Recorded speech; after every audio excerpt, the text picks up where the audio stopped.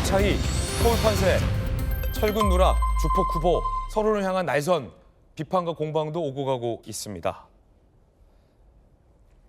여론조사부터 보실까요? 자, 뉴시스와 에이스 리서치가 실시한 여론조사 결과부터 보시죠. 자, 깻잎 반에 반장. 이 정도면 깻잎 반에 반장이에요. 41.7 정원호 후보, 41.6 오세훈 후보. 0.1%포인트 차이는 그냥 차이가 안 난다고 봐도 통계적으로 무방합니다. 딱 붙었어요. 41.7 대 41.6. 깻잎, 자꾸 깻잎 얘기해서 죄송하지만 제가 깻잎을 좋아합니다. 앵커가. 굉장히 치열해졌습니다. 와, 이게 선거 막판에 양 지지층이 결집됐다라는 뜻이기도 해요. 둘 다 40%를 넘어가기 때문에. 그리고 두 후보의 격차가 없어졌다. 현 여론조사대로라면 그런 해석이 가능할 것 같습니다. 자, 김구식 교수님, 이거 어떻게 보십니까? 예, 이제 선거가 다가오면서 지지층의 결집들이 일어나고 있지만 네. 표를 결정하지 못한 분들도 이제는 심각한 고민을 할 때가 됐거든요. 어제가 공식선거운동 시작 첫날이고, 그리고 서울시장 선거는 애초에 지방선거 몇 달 전만 해도 사실 민주당의 우세가 아주 일반적이었습니다. 그건 이제 이재명 정부 출범 이후에 대통령 지지율이 높았고 또 정당 지지율이 민주당과 국민의힘 하면 굉장히 상당히 많은 격차가 났었기 때문에 정당 구조 속에서 민주당의 우세가 점쳐졌던 게 사실인데 네. 공식 선거운동 시작됐고 후보가 확정되고 후보 간의 경쟁력이 이제 하나의 변수가 되면서 상당 부분 지금 그야말로 깻잎 반장 차이가 된 건데, 이제 마지막 나는 관건은 제가 생각할 때 그렇습니다. 거의 한 사실 일주일 정도밖에 안 남은 거거든요. 다음 주 금요일이면 사전투표가 시작이 되기 때문에 네. 그렇다고 한다면 누가 더 많은 자기 지지자들이 투표장에 오느냐가 제일 관건입니다. 그렇죠. 저 정도면 사실 알 수가 없는 거예요. 그러면 더 많은 그 유권자 지지자층들을 투표장으로 끌어오는 게 이기는 쪽이다. 그렇게 본다면 저는 우리 국민의힘이 좀 승산이 있다고 생각합니다. 서울시와 관련해서는. 왜냐? 응징 투표가 훨씬 더 투표장에 가기 편하게 만들거든요. 내가 이건 반드시 가서 찍어서 혼내줄 거야 라고 하는 응징 투표가 투표장까지 가는데 사람들을 끌어들이는 동력이 되고, 지지한다, 잘한다 라고 했을 때는 사실 응징 투표보다는 투표장까지 가는데 좀 동력이 약해요. 일반적으로 봤을 때. 그렇기 때문에 대통령 지지율, 민주당 지지율이 잘한다라고 하는 지지의 어떤 그 격려라고 한다면, 지금 격차가 좁아든 건 뭐냐면 이재명 정부가 해도 너무한다. 예. 공소 취소까지 하려고 하는구나. 민주당의 오만이 좀 너무한다. 그리고 정원호 후보에 대해서 정말 지금 부동산값, 그다음에 세금 폭탄 이런 거에 대해서 화가 난 서울 시민들이 많이 있는 것 같아요. 그래서 아마 지지의 투표 성향보다는 응징의 투표 성향이 더욱더 많은 투표율에 좀 영향을 미치지 않을까? 저는 개인적으로 그렇게 생각을 해봅니다. 예. 자, 그런가 하면 조금 전에 발표된 이 뉴시스 여론조사 결과였고요. 어제 발표된 KBS 여론조사 결과도 있습니다. 함께 보시죠. 어제 KBS 여론조사에서는 정원 후보가 45%, 오세훈 후보가 34%예요. 과거 한 달 전보다 두 후보의 격차가 많이 좁혀진 건 사실입니다. 45%, 34%. 어젯밤 KBS 여론조사는 이렇습니다. 그리고 오늘 조금 전 발표된 뉴시스 여론조사 결과는 41.7 대 41.6의 여론조사 결과도 있습니다. 이것과 비슷한 또 다른 여론조사 결과도 있지만 일단은 저희는 이 두 개만 소개를 해드리겠습니다. 김규표 의원님 어떻게 보십니까? 선거 막판으로 갈수록 각 지지층이 결집하는 것은 선거를 그동안 해왔던 경험상 당연한 거고요. 그렇죠. 그래서 저희들이 처음에 이제 선거 시작할 때 아무래도 서울시장도 민주당이 더 유리할 것이다 이렇게 이제 출발은 했지만 여전히 투표장에서 투표함을 개봉하기 전까지는 알 수 없다 이런 알 수 없다. 기조를 유지를 했었고요. 예. 그런데 저는 아직까지는 민주당이 정원호 후보가 훨씬 유리한 위치를 점하고 있다는 생각은 하고 있고요. 그동안 오세훈 시장의 현직 시장으로서의 프리미엄 같은 것이 또 존재하면 막판에 추격이 될 것인데 결과적으로는 KBS 여론조사 이런 것이 더 신빙성이 있지 않을까 생각하고 다만 이런 건 있습니다. 아까 우리 김근식 교수께서도 정확하게 지적하셨듯이 지방선거는 투표율이 굉장히 낮기 때문에 자기를 지지하는 그 성향의 어떤 유권자들이 투표장에 얼마나 나오느냐가 사실 굉장히 큰 관건이거든요. 예. 네, 응징투표 말씀도 하셨지만 이번 지방선거는 여전히 12.3 내란의 종식 과정에 있는 선거이고 그다음에 또 하나는 이재명 대통령의 어떤 실사구시적인 능력 있는 정부를 뒷받침하는 그런 선거도 같이 하기 때문에 민주당을 지지하는 어떤 분들이 투표장에 훨씬 더 많이 몰려오지 않을까 이렇게 기대를 하고요. 네. 저희들은 겸허한 마음으로 여전히 선거운동을 열심히 하도록 하겠습니다. 예. 야, 지금 알 수 없게 돼버렸다. 두 분 모두 다 알 수 없게 됐다. 결국은 투표함을 개봉해봐야 정확한 결과가 나올 것 같은데 유영원 의원님 이제 곧 여론조사 공표 금지 기간도 들어가지 않습니까? 이제 네. 그렇게 되면 더 알 수 없게 돼요. 그 여론조사 공표 금지 기간 동안에 여론의 추이의 변화를 더 알 수 없게 되기 때문에 이제 지금부터 여론조사가 되게 중요합니다. 네. 어떻게 보십니까? 그러니까 지금 이제 서울시장 선거에 먼저 국한해서 말씀드리면 두 분께서 잘 말씀해 주셨지만 이 과거에 비해서 종전보다 격차가 줄어든 건 분명한 흐름인 것 같습니다. 물론 그 차이가 여론조사에 따라 지금 0.1%부터 11%까지 굉장히 큰 격차가 있습니다만 민주당과 저희 오세훈 후보와 정원 후보의 격차가 줄어드는 추세인 거는 분명한 것 같고 실제로 제가 이제 서초구에 살고 있는데 그쪽 주민 그다음에 담당하고 계신 구의원, 시의원 그다음에 의원님들 말씀 들어보면 서초구도 굉장히 힘들다고 굉장히 한 달 전만 해도 그랬어요. 근데 지금은 보면 해볼 만하다. 분위기가 좀 좋아지고 있다 이런 얘기를 네. 많이들 이제 하고 계십니다. 그리고 정원 후보 같은 경우는 저도 한때 성동구청 구민이었어요. 그렇군요. 근데 그때 구청장으로 보면 잘하신다 그런 느낌을 가졌어요. 사실은. 정원 후보 잘했다. 그런데 보니까 이렇게 보니까 딱 요즘은 생각나는 게 이제 내자입니다. 과대포장, 과포가 되셨구나 이제 그런 생각. 들고 또 하나는 이제 도덕성 면에서 주폭이라든지 이런 게 논란이 되고 있지 않습니까? 그래서 이제 그런 면에서 이제 격차가 줄어들 거로 생각이 되는데 문제는 아까 우리 김 의원님께서 이제 겸허 한 게 중요하다고 말씀하셨는데 네. 뭐 그 말씀에 전적으로 공감하고 최근에 보면 이 대통령께서 뭐 자신감이 표현일 수도 있고 또 이제 선거 때문에 좀 과도하게 반응을 하시는 면도 있는 것 같은데 최근에 이제 뭐 아까 이제 GTS 부실지급 문제도 이제 참전하시지 않았습니까? 그리고 최근에 그 가자지구에 들어간 우리 한국인 납포함과 관련해서 뭐 네타냐후 총리에 대해서 체포 영장을 검토하라. 그거 말씀하신 것도 사실은 외교적으로 굉장히 위험한 말씀이에요. 다행히 이제 이스라엘 석방에서 그냥 뭐 조용히 수습되는 국면으로 가지만 이런 것들이 사실은 이제 매사 과유불급인데 과도하게 하면 결국은 그 여당 또 대통령도 역풍을 맞게 될 가능성이 있고 그건 결국은 이제 저희 당의 이제 반사적 이익으로 올 수도 있는 겁니다. 그래서 그런 면에서 앞으로 이제 여론조사가 이제 공개되지 않을 그 기간 동안에 이제 상당한 변화가 일어날 수 있다고 봅니다. 예, 양팀 변호사님. 그러니까 이번 지방선거는 이제 이재명 대통령 취임 후 처음 만든 선거이기 때문에 이재명 대통령을 지지하거나 이재명 대통령의 지금 어쨌든 굉장히 변화되고 있는 그런 이런 대한민국 국정에 대해서 많이 이제 응원을 보내시는 분들이 아무래도 여당 후보에게 더 표를 던질 가능성이 높죠. 그렇기 때문에 그런 면에서는 더불어민주당이 계속해서 이제 뭐 한 몇 달 전부터 계속 우위에 점하고 있던 건 사실이고요. 근데 결국 선거일이 가까워질수록 결국 양쪽 진영 지지자들이 결집하는 영상을 보이는 건 당연히 어쩔 수 없는 거기 때문에 차이는 많이 줄어들 걸로 보입니다.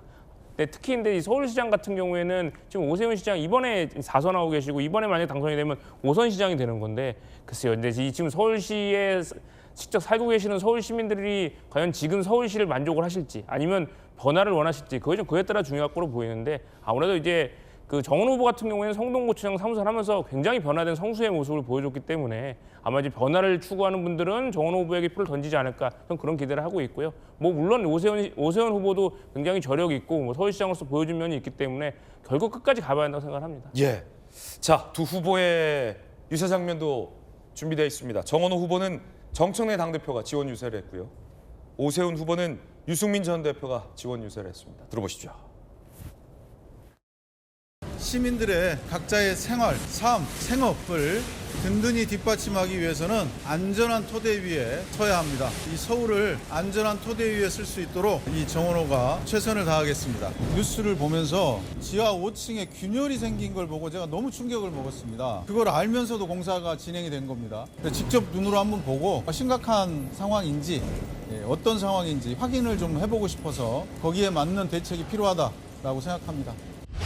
16개 광역단체장 선거가 중요하지 않은 곳이 없습니다. 그런데 첫 번째 장소로 서울을 반드시 탈환해야 되겠다. 그동안 4번 했습니까? 5번 했습니까?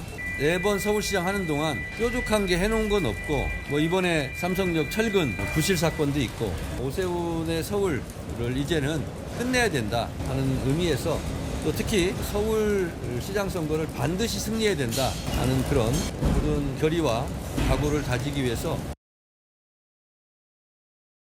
이 정부는 지금도 고집스럽게 실주거만을 고집하고 대출 제한을 고집하고 세금 중과를 고집하는 이런 잘못된 정책으로 인해서 이른바 트리플 강세, 매매가도 서울 전 지역이 오르고 있고 그리고 외곽 지역은 15억을 향해서 치닫고 있고 집이 없는 분들은 전세 소멸과 월세가 폭등 때문에 정말 극심한 고통 속에 생활비가 고갈되는 이런 정말 어려운 형편에 처해 계십니다. 부동산 실정을 심판하는 선거라고 생각을 합니다. 선거는 후보가 치르는 거고요. 시민들께서도 후보를 보고 선택을 하실 거고 그런 의미에서는 우리 오세훈 후보가 민주당 후보보다 훨씬 더 준비되고 경험 있고 능력 있는 후보라고 생각을 하고 필승하실 거라고 생각합니다. 자, 그런가 하면 어제 청와대에서 이 GTX 철근 누락과 관련된 대통령의 발언이 나왔습니다. 들어보시죠. GTX-A 삼성역 구간 철근 누락 사태에 대해 국토부와 행안부 등 관계 부처에 엄정한 실태 파악과 철저한 안전 점검을 지시했습니다. GTX 삼성역 철근 누락 사태는 사실상 여름철 우기라 여러 가지 상황에서 봤을 때 대형 안전사고 방지 차원에서 현장의 안전을 살필 정부로서의 책임과 의무가 있고 사태 발생 원인에 대해서 국토부 및 행안부 그러니까 관련 부처에 대해서 검토할 것을 지시한 사안입니다. 이 GTX 철근 누락은 정원호 후보 측에서 오세훈 후보의 실정이라며 비판을 하고 있는 이슈인데 청와대가 언급을 한 겁니다. 그러자 국민의힘에선 이 대통령이 선거에 개입했다라고 비판했습니다. 들어보시죠. 선거운동이 시작되는 첫날 아침 이재명 대통령이 기다렸다는 듯 선거판 전면에 나섰습니다. 그 어떤 변명으로도 덮을 수 없는 명백한 선거 개입이자 앞서가는 야당 후보를 흔들기 위한 전형적인 관건 선거입니다. 어떻게든 야당 후보에게 부실시궁 프레임을 씌워 시민들의 공포를 조장하려는 선거용 공포 마케팅일 뿐입니다. 대통령이 직접 나서서 자신이 픽한 정원호 후보를 구하겠다고 눈물겨운 일병 구하기 촌극을 벌이고 있는 것입니다. 자, 대통령이 GTX 철근 누락을 조사할 것을 지시했다라는 청와대 대변인의 발표, 이에 대해서 야당은 대통령의 선거 개입이다라며 반발하고 있는데요. 김기표 의원님 어떻게 보십니까? GTX-A 그 철근 누락한 사건은 단순한 사건이 아니죠. 서울 시민들의 건강과 안전을 위협하는 그런 사건이고 서울 시민뿐만이겠습니까? 서울에 오는 대한민국 전체 국민의 안전이 위협을 받는 사건인데 네. 이것은 사실 오세훈 시장이 제가 보기엔 크게 변명할 거리가 없는 문제라고 생각해요.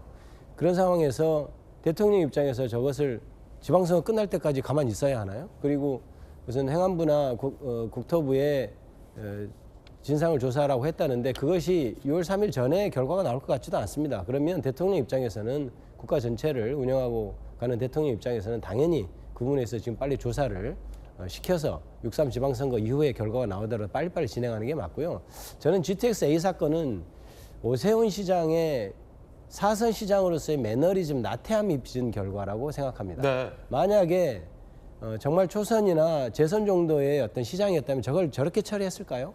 보고를 받고 어떻게 이걸 계속 할 것인지 논의하고 또 계속 체크하고 이렇게 했을 것 같은데 제가 보기엔 진행되는 과정이 제 생각에는 저거는 아마 시장이 4선 정도 되니까 별 크게 관심을 안 가진 것 같다 이런 생각이 들고 저거는 철저하게 진상 규명이 되면 아마 오세훈 시장도 책임에서 자유롭지 않을 것 같다 이렇게 생각하고 있습니다. 네.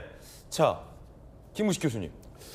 일단 대통령이 직접 그 대변인을 통해서 GTX-A 삼성역 철근 누락 사태라고 직접 콕 집어 이야기한 건 명백한 선거 개입입니다.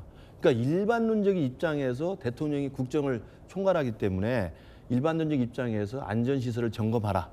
또 우기를 맞이해서 각종 공사 현장의 실태 파악을 해라. 이렇게 말하는 건 대통령이 할 수 있는 이야기예요. 또 해야 될 이야기일 수도 있어요. 그런데 삼성역 철근 누락 사태라고 이야기하는 건 이건 명백한 선거 개입이죠. 왜? 그것은 정원호 후보 측에서 그 이슈를 들고 나와서 지금 일주일째 계속 상대 후보인 오세훈 시장 측을 지금 공격하고 있는 이슈잖아요. 그걸 들고 나와서 이야기했다는 것은 명백하게 한쪽 편을 드는 선거 개입이라고 생각이 들고, 예를 들면 이 훌륭한 김진애 돌직구쇼는 양쪽 편을 다 모시고 있잖아요.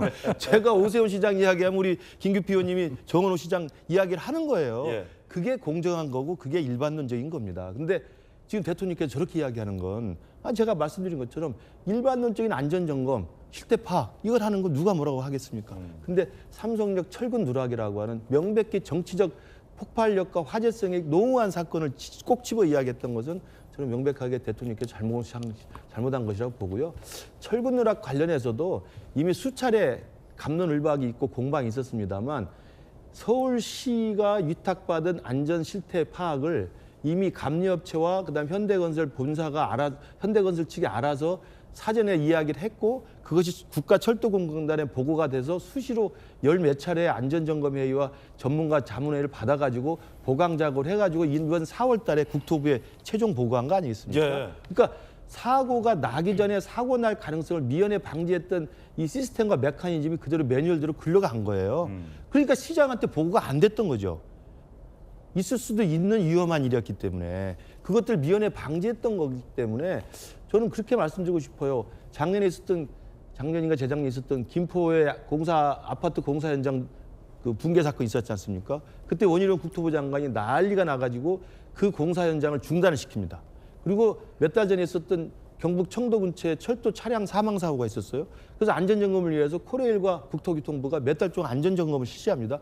그렇게 하는 게 신속한 대응인 것이지, 일어날 수 있는 위험성을 미연에 다 사전에 알아서 현대건설 측이 보고를 해서 체크하고 서울시가 국토철도공단에 이야기를 해서 4개월 동안 계속 상의해서 보완책을 마련해서 그걸 국토교통부에 최종 보고한 게 왜 그게 누락이고 은폐입니까? 저는 충분히 잘 점검된 사고 방지 미연의 사고를 방지하는 안전 시스템이 작동됐다고 생각을 합니다. 예. 자, 두 후보 간에 공방도 이어집니다. 정원 후보는 공사를 중단시키라라고 얘기했고요. 오세훈 후보는 그럼 한번 토론해보자라고 맞받아쳤습니다. 함께 보시죠.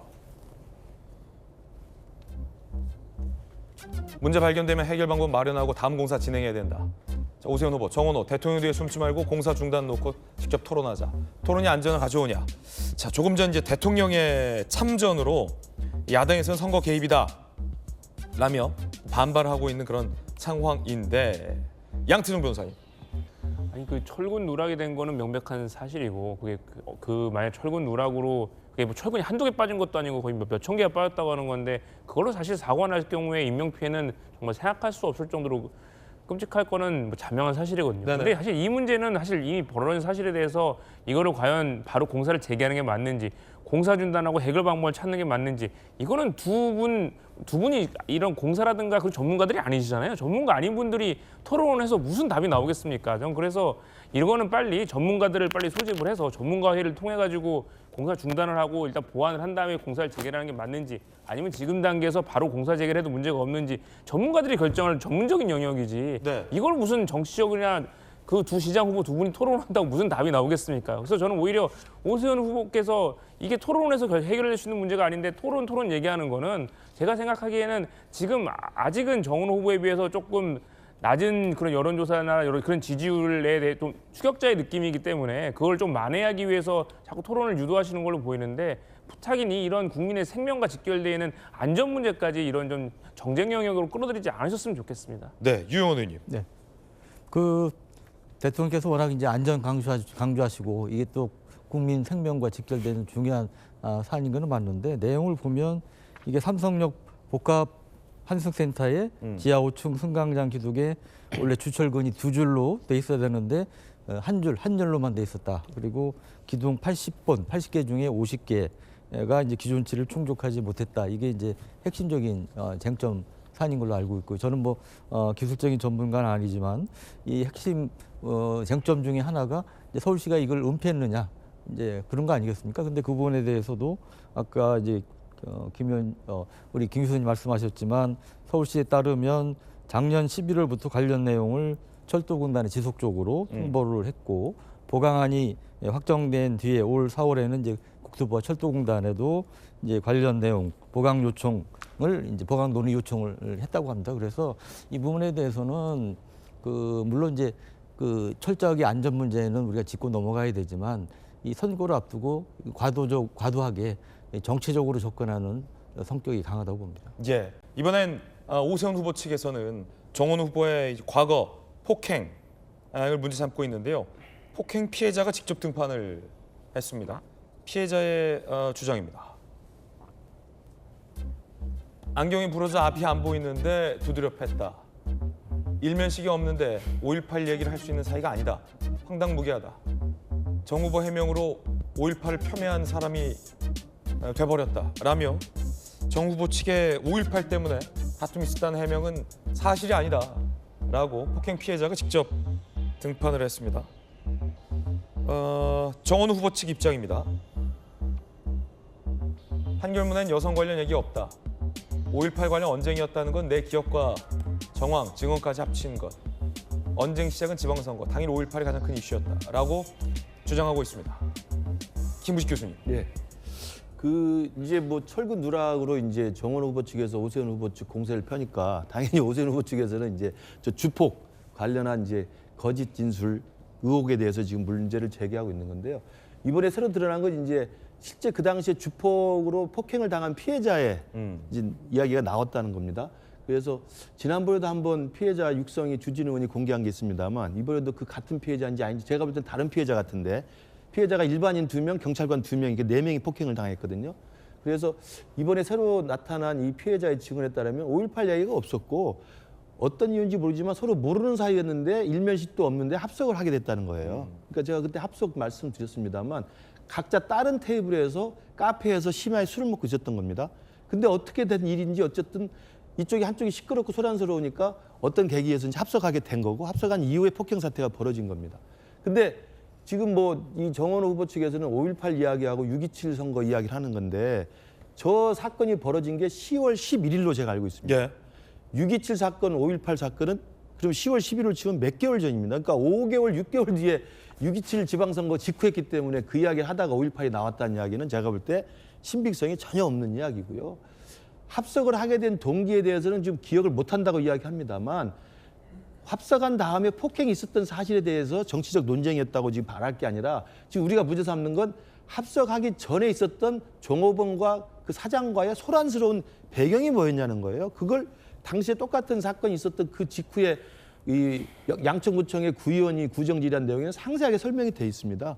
이른바 이제 외박 강요를 했고 이것에 대해서 사장과 종업원이 거부하니까 갑질 이야기를 했고 그게 언쟁이 붙어서 시끄러우니까 옆 테이블에 있던 사람이 합석하게 된 거라는 거거든요.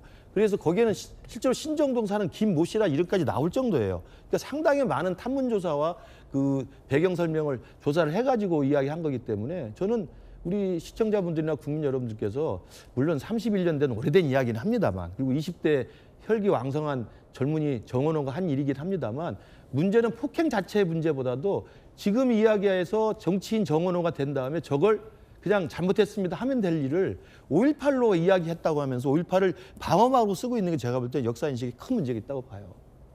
자, 김기표 의원님. 일단 김근식 교수님께서 말씀하신 합석하게 된 경위는 그 당시 아마 구정 질의에는 없었던 것으로 알고 있어요. 그때 당시에 이제 민자당 소속이라고 하기 민자당 쪽에서 추천한 그때는 소속이 아니었습니다. 그때는 정당 추천이 아니었으니까 민자당 성향의 구의원이 그것과 관련해서 자기가 자체 정치로 주장한 것은 있는데 합석한 경우에 대해서 저는 없는 것을 일단 알고 있고요. 일단 이것의 이슈를 감아보면 현재적으로 GTX 사선 시장을 하면서 GTX-A 공사에 철근 누락을 한 사건과 물론 없으면 좋았겠지만 31년 전에 30대의 어떤 사람이 폭행으로 연루된 사건 이것을 동일선상에서 비교하고 그것을 하는 것은 맞지 않다 이런 생각이 일단 들고요. 그다음에 진술인들이 나와서 이렇게 얘기하는 것은 그 자체로 믿기 어렵습니다. 현재로서는. 왜 그러냐면 지금 현재 선거 국면에서 자기가 유리한 사람들 데려와서 다 진술을 얘기하고 있기 때문에 그걸 가지고 판단하는 것은 적절한 판단이 되지 못한다고 생각합니다. 저번에도 제가 나와서 얘기했지만은 그때 당시 판결문 자체가 이미 정치관계 이야기 등을 나누다가 서로 정파가 다른 관계로 언성이 높아지면서 이렇게 했다고 이미 그렇게 판결문에 쓰여 있어요. 그것은 판결문은 그때 당시 여러 상황과 수사 결과를 종합한 것이거든요. 그래서 그 다음에 지방선거가 6.27 지방선거가 끝난 지 한참 됐고 5.18이 얘기될 시기가 아니었다. 이것도 논리적으로 저는 반박이 돼야 되는 것이 뭐냐면 당시 실제로 지방선거가 끝나고 정원호도 그렇고 그때 당시 비서실장도 그렇고 지방 정권이 바뀐 후에 있었던 일이기 때문에 그때 당시에 왜 지방선거를 우리가 이길 수밖에 없었느냐 이런 논의가 되면 그 얘기가 되다 보면 당연히 과거 80년대 얘기가 나올 수밖에 없고 그런 상황이었을 거라고 저는 보거든요. 그래서 단지 추측으로 그때 당시 시간이 어땠고 당시 그때 합석 과정이 어땠고 이렇게 추측을 얘기하는 것은 맞지 않는 결과를 가져올 수 있다 이렇게 생각하고 오로지 판결문에서 보이는 모습이 실제일 것이다. 저는 법조인으로서 그렇게 판단합니다. 예, 그런가 하면 서울 살펴봤고요. 네. 유권자 수가 아주 많은 서울시장 후보들도 오늘 첫날부터 민생 현장을 찾았습니다. 정원호 후보는 택배 상자를, 오세훈 후보는 배출 포기를 들었습니다. 든든하죠. 힘을 내서. 오늘 컨셉이 뭐예요? 일 잘하는. 네, 일 잘하는 정원호. 서울의 9개 지역에 접수된. 서울시 그 캠프가 착착이잖아, 착착. 야, 저희는 척척입니다. 착착. 우리 척척이야? 네. 착착하고 하면 저희 척척. 제가 지어이거? 예, 수고들 많으십니다. 시장님이 한 옹주 주신답니다. 괜히 이름만 방해만 되지 뭐. 흉내만 내볼게요. 어떻게 하는지 좀 가르쳐 주십시오. 여기 이렇게. 이제 장사 잘 돼갔네. 아니, 그럼 제가 할게. 네. 입어줘요, 형님. 저 배치장도 맡길만 놨다고 둘이 같이 하니까 훨씬 편하네요. 고맙습니다. 0시부터 발빠르게 움직이는 후보들을 볼 수가 있었는데 우편 집중국과 농수산물 종합 도매시장으로 좀 갈리는 것 같아요. 최진봉 교수님, 특별히 우편 집중국을 선택한 데는 이유가 있을까요? 아니 제가 볼 때는 특별히 어느 지역을 그러니까 우편 집중국을 선택했다 아니다 이건 중요한 문제는 아니라고 생각해요. 그러니까 어디를 가느냐가 중요한데 그게 이제 사실은 봉사하는 모습을 잘 보여주는 게 중요하지 않겠어요. 특히 네. 이제 택배 분류 저기 이제 광진구에 있는 곳인데요. 광진구에 있는 곳에 0시에 이제 정청 대표하고 같이 간 건데 저 지역은 사실은 이제 실제 택배하고 노동하고 그다음에 분류하고 이런 부분을 주로 하는 곳이에요. 그러니까 노동자들의 삶을 보여주는 중요한 하나의 상징적인 장소라고 볼 수 있겠죠. 그런 부분들이 의미가 있다고 보여지고 아무래도 오세훈 시장 입장에서는 가락 농수산물 시장은 저기는 전통적으로 보통 이제 선거에 나온 분들이 대체적으로 가는 곳이에요. 대체로 처음으로 가는 곳. 그렇죠. 그리고 예. 대체적으로 저기는 이제 서민의 삶과 직접적인 연관이 많잖아요. 그러니까 서민이 직접적으로 물건을 사기도 하고 구매도 하고 또 실물 경제에 영향을 미치는 부분이기 때문에 그런 부분을 강조하고 싶었던 것 같고 물가나 이런 부분 아무래도 정원 후보 같은 노동자들의 삶을 직접적으로 체험해 봄으로써 택배 현장에서 일하는 노동자들의 어떤 애환 또는 어려움 이런 부분들을 듣겠다는 의미를 담고 있는 게 아닌가 그렇게 볼 수 있을 것 같습니다. 네. 말씀 주신 대로 정원호 후보는 정청래 대표라든지 당 지도부가 총출동해서 함께 있는 모습을 볼 수가 있었는데요. 함께 동행한 사람에도 이렇게 특징이 다릅니다. 정원호 후보는 정청래 대표와 꽤 많이 다니는 모습을 볼 수가 있었는데 첫 번째 일정도 함께했고 오세훈 후보는 일단 아까 이제 농수산물 시장을 찾았을 때는 특별히 동행하는 인원은 없었는데 이후에 가진 출정식에는 유승민 전 의원과 함께했습니다. 장동혁 대표와는 선거 기간 내내 같이 있는 모습을 제가 볼 수가 없었던 것 같은데요. 이현정 의원님. 네.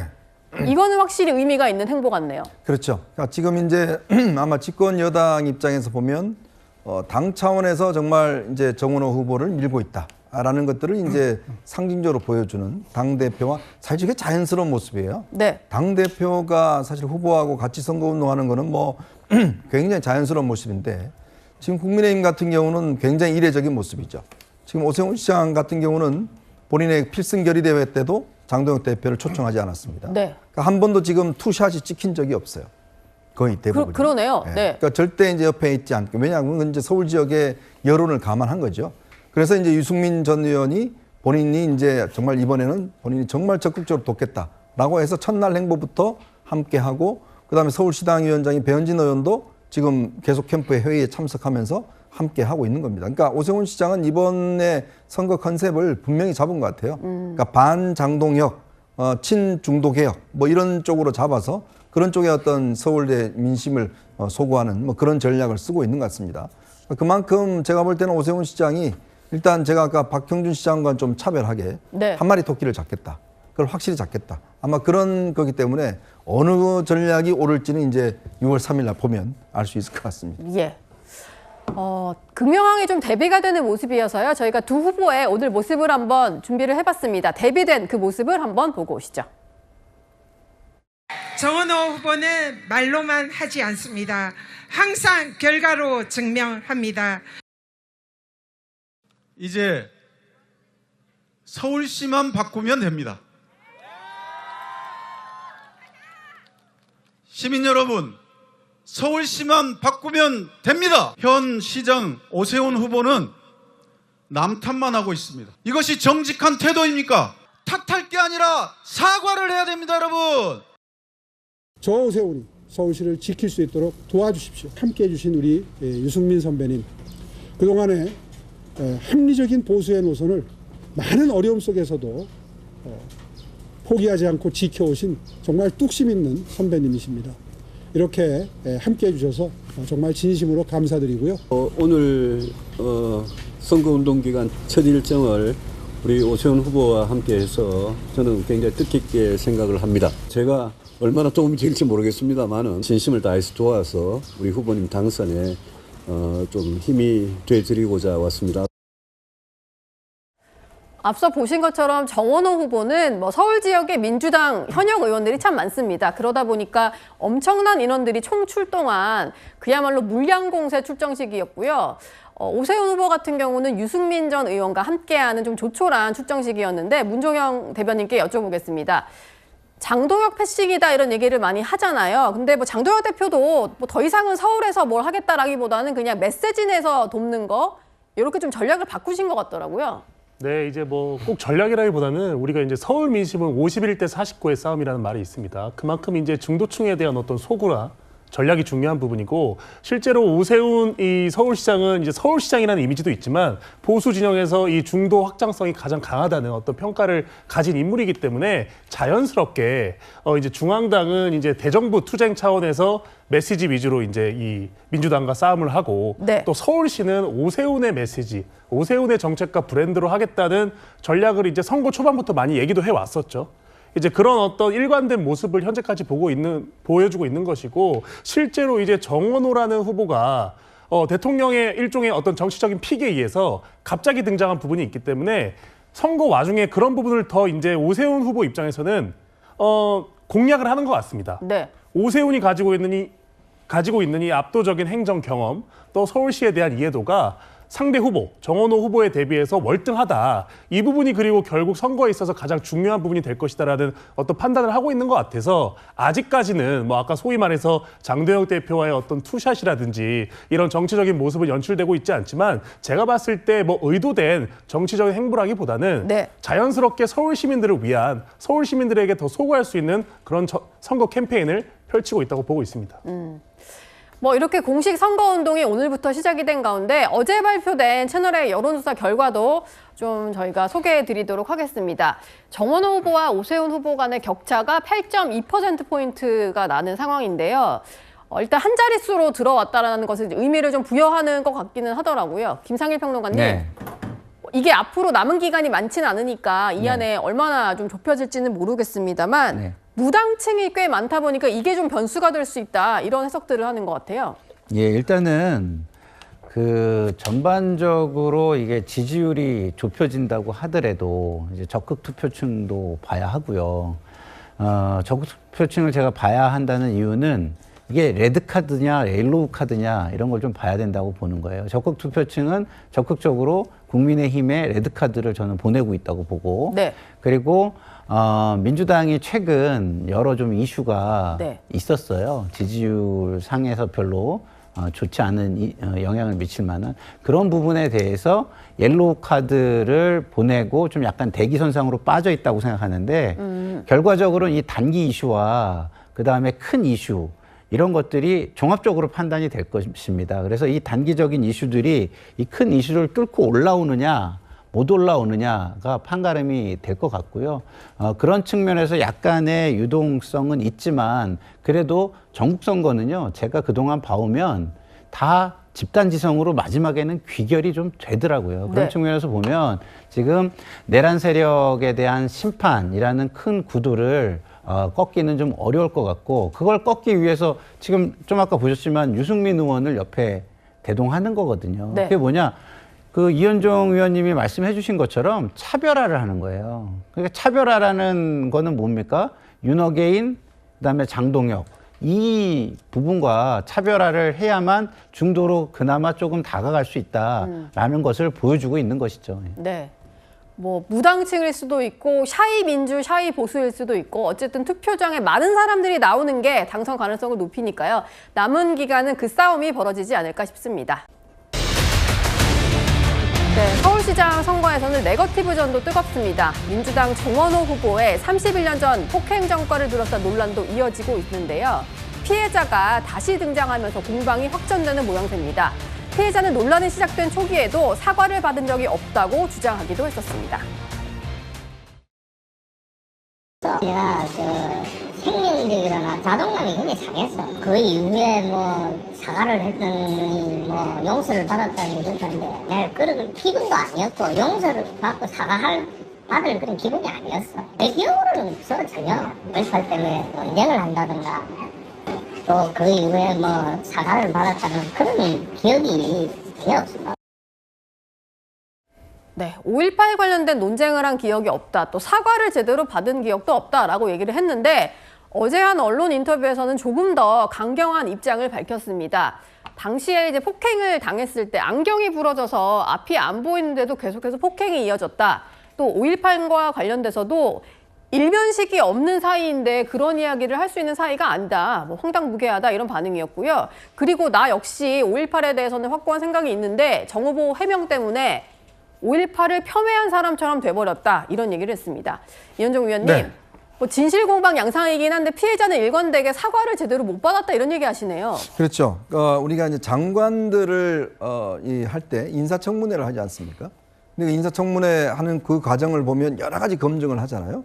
즉 국가의 어떤 중요한 일을 하는 자리에 있는 분은 그 인성이라든지 품성이라든지 또 재산 병역이라든지 이런 것들이 과연 국민들을 대표할 수 있고 공적인 일을 할 수 있는가라는 부분에 대한 검증입니다. 네. 근데 이 선출직은 그런 절차는 없어요. 유일하게 할 수 있는 게 바로 이 선거전 때 바로 이런 어떤 검증들이 이루어지는 거 아니겠습니까? 예전에 31년 전에 나왔던 뭐 판결문 등등을 보고서 네. 저는 이거는 굉장히 중요하다 봅니다. 서울시가 정말 세계적인 도시 아니겠어요? 이 세계적인 도시를 이끄는 서울시장의 품성과 인성 이런 것들을 당연히 평가를 해야겠죠.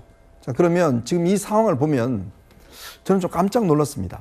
이 판결문 내용만 보더라도 글쎄 우리가 보통 사람이 아무리 술을 먹었다 하더라도 4명의 사람을 그렇게 폭행을 한 거는 굉장히 드문 경우거든요. 네. 그것도 경찰까지 포함해서 4명을 폭행했는데 잘 모르는 행인까지 그렇죠. 포함해서. 그럼 그 정도의 어떤 이게 그냥 단순한 한 번의 실수다. 그래서 저는 제가 사는 경험에 따르면 폭행이라는 거는 실수로 보지는 않습니다. 그게 가지고 있는 한 번 남을 쳐본 사람은요 또 다시 칠 수 있어요. 그래요? 이제 그런 어떤 성향들이 있는 거거든요. 네. 폭력성들이.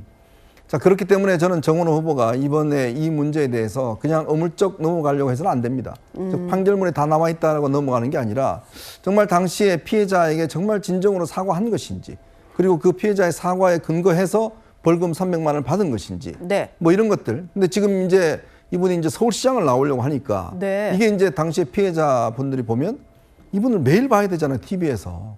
뭐 구청장일 때는 뭐 이렇게 TV에 나오는 경우가 없으니까. 그러니까 이 피해자 입장에서 보면 매일 TV 들면 그분의 얼굴을 봐야 되면 얼마나 이게 지금 트라우마가 생기겠어요. 그러니까 본인이 저 이야기를 하는 겁니다. 네. 당시 사고도 없었다. 예. 그리고 당시에 또 주장도 좀 달라요. 본인 주장하고 그다음에 당시에 비서실장 했던 그분의 주장하고는 본인이 또 그때 자기가 했다라고 이야기를 하는데 네. 정작 이 당시 피의자로 입건된 사람은 정원호 후보였거든요. 그러니까 그런 부분이라든지 이런 부분에 대해서 저는 좀 더 깔끔하게 좀 밝혀야 된다고 봅니다. 이게 단지 뭐 판결문 다 봐라 거기 다 나와 있다라고만 이야기하기에는 지금 이 폭행이 가지고 있는 의미와 파급력이 상당히 크다라는 생각이 듭니다. 네. 주진우 국민의힘 의원이 녹취록 공개했었던 피해자인데 이번에는 언론사와의 대면 인터뷰였습니다. 대면 인터뷰를 통해서 당시의 정황을 조금 더 자세하게 밝힌 상황이고요. 정원호 후보에게 좀 도움이 되는 사람도 등판을 했었죠. 당시에 함께 폭행 피의자가 됐었던 분인데 전 양천구청장 비서실장의 경우에는 당시 폭행 사건의 모든 책임은 나에게 있다. 정치적 논쟁 끝에 폭행을 주도한 것도 나다. 이렇게 주장을 하고 있습니다. 일단 모든 사람들의 기억이 좀 엇갈리는 그런 상황인 것 같아요.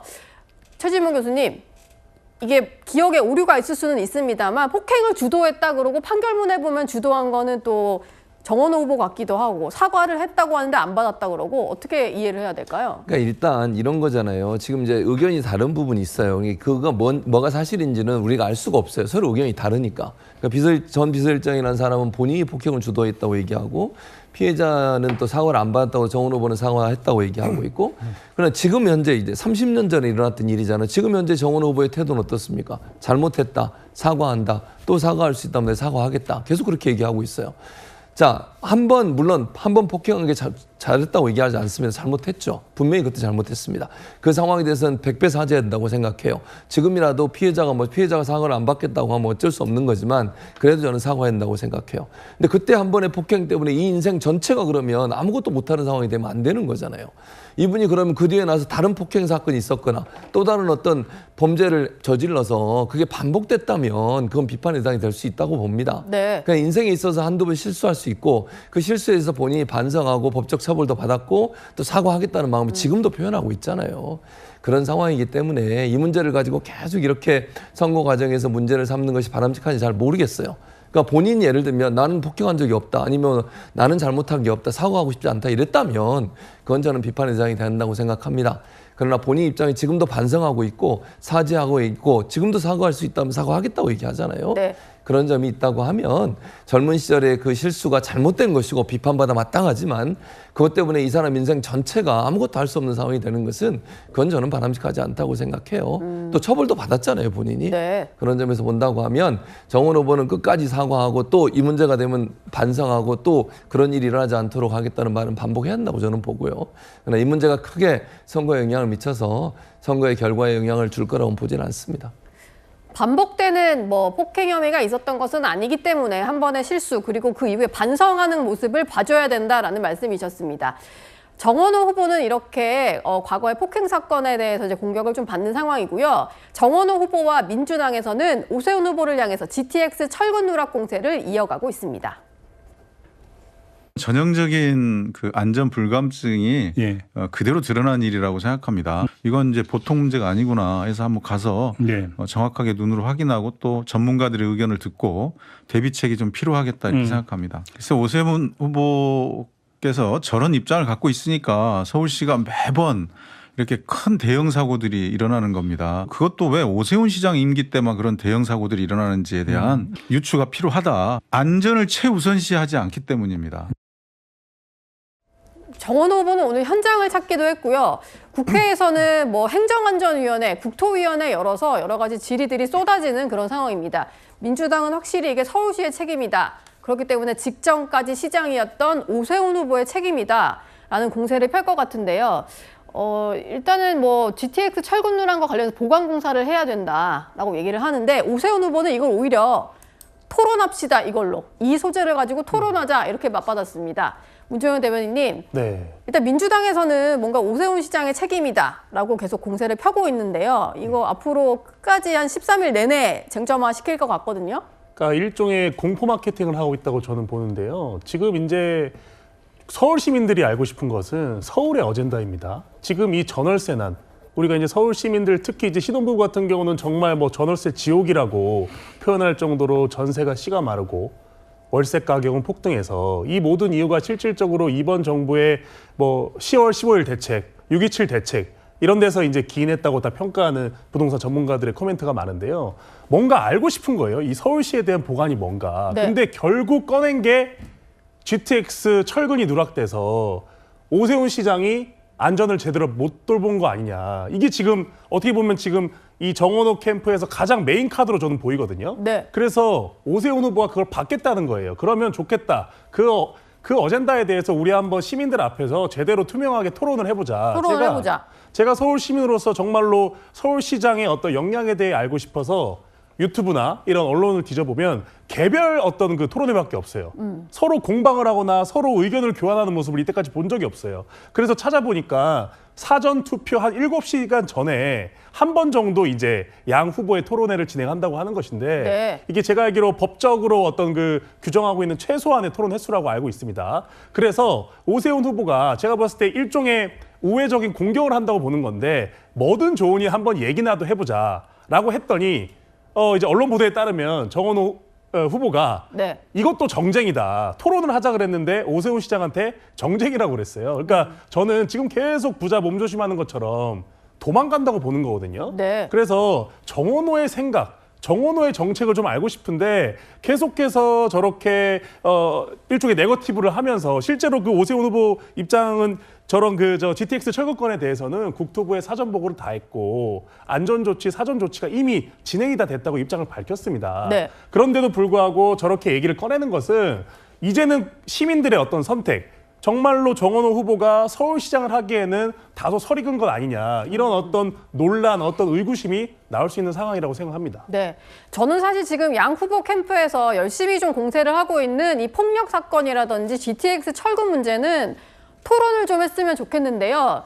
28일 전에 한 번만 토론을 해주시면 안 될지 너무나 좀 궁금해지는 상황입니다. 오세훈 후보는 그러다 보니까요. 정원호 후보를 향해서 거듭 양자 토론을 압박하면서 두 사람의 영상을 교차 편집해서 공유하기도 했습니다. 공급이 뻔히 줄어서 이게 공급이 수요 관리 정책을 잘못 쓴 겁니다. 공급이 부족하면 수요를 억제하는 방향으로 가야 서울시 주택 정책이 맞는 건데 주거 정책은 공급 관리, 수요 관리가 서울시에서 할 수 있는 정책이고 그걸 잘해야 된다. 서울은 개발 가용지가 이제 거의 고갈된 상태입니다. 그렇기 때문에 기존에 있던 주택을 허물고 재건축과 재개발이라고 하는 정책 수단을 통해서 새로운 신규 주택을 공급을 하고 거기에 이제 순증 물량을 좀 더 포함시키는 형태의 공급 대책이 가장 중요한 공급 방법이 되겠습니다. 네, 저 영상은 저희가 편집한 게 아니고요. 오세훈 후보 캠프 측에서 시간차로 진행된 관훈 토론 영상을 마치 동시에 진행된 것처럼 편집해서 올린 영상입니다. 그만큼 나는 토론회에 자신 있다. 한번 붙어보자 이런 얘기를 하면서 올린 영상 같은데요. 김상일 평론가님, 네. 뭐 정원호 후보는 계속 양자보다는 사자를 해야 된다. 너무 양자만 고집하기 때문에 안 되는 거다. 이런 얘기를 하는 것 같아요.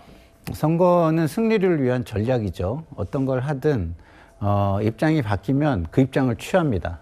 뭐 지금까지 앞서가는 후보가 여야를 불문하고 토론을 많이 하자고 한 후보는 없습니다. 네. 그런 측면에서 하나의 선거 전략으로 보시면 될 것 같고요. 그렇기 때문에 오세훈 후보 측에서 네거티브를 많이 하는 거예요. 제가 볼 때는 답답하니까. 그러면 정원호 후보 측은 선거 전략을 잘 가져가고 있는 거죠. 어떻게 보면 앞서가고 있고 그렇기 때문에 그래서 그거는 단순하게 뭐 토론의 역량 이런 걸로만 저는 보기는 어렵다. 누구나 실수를 할 수 있고요. 그리고 오세훈 후보도 충분히 질문할 게 있죠. 내란과 관련해서 한 번도 당당하게 분명한 입장을 밝힌 적이 없잖아요. 그런가요? 꽤 여러 번 입장을 냈던 것 같은데요. 분명하게 밝힌 적은 없죠. 다 이렇게 좀 애매하게 이렇게 도망가듯이 이렇게 한 것이죠. 그렇기 때문에 얼마든지 그거에 대해서 또 물어볼 수도 있고 정쟁으로 번질 수 있는 가능성도 충분히 있는 것이고요. 그렇기 때문에 저는 각자의 전략에 의해서 선거를 치르고 있는 것이다. 이렇게 봐주시는 게 저는 맞다고 봅니다. 네. 하지만 토론을 원하는 국민들도 좀 있다. 이런 점만은 좀 기억을 해주셨으면 좋겠고 앞서 나가는 후보라고 너무 전략적으로만 움직이는 것은 유권자에게 어떤 인상을 줄 수도 있다는 점도 좀 말씀을 드리고 싶습니다.